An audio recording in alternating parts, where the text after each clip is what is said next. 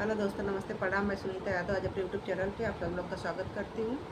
और आज आप सब लोग के बीच में मैं हनुमान जी का भजन लेके आ रही हूँ। आप आज शनिवार है तो मैं हनुमान जी का भजन लेके आ रही हूँ। आप लोग को जैसा लगेगा लाइक सब्सक्राइब कमेंट में ज़रूर बताना कि आप लोग का कैसा लगा, और अपना प्यार दुलार आशीर्वाद जरूर देना। कबले बा हमारी खबरिया हो बजरंग बली, बजरंग बली।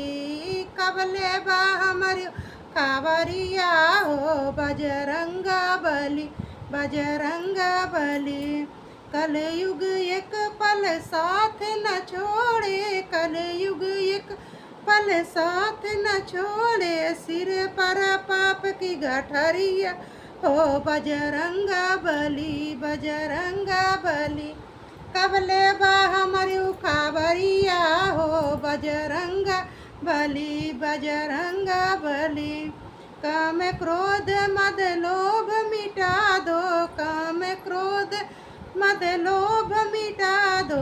मोह माया की बजरिया हो बजरंग बली, बजरंग बली।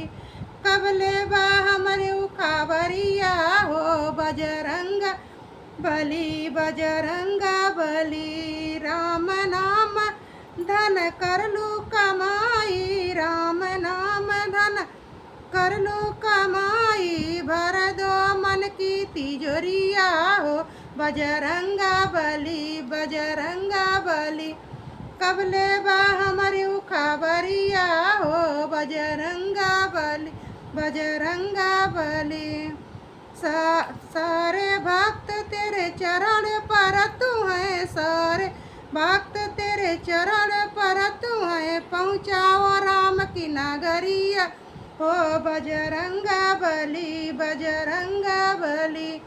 कबले बा हमारी खबरिया हो बजरंग बली, बजरंग बली। काशी विश्वनाथ, काशी में विश्वनाथ विराजे, काशी में विश्वनाथ विराजे। संकट मोचन नगरिया हो बजरंग बली, बजरंग बली। कबले बा हमारी खबरिया हो बजरंग बली, बजरंग बली।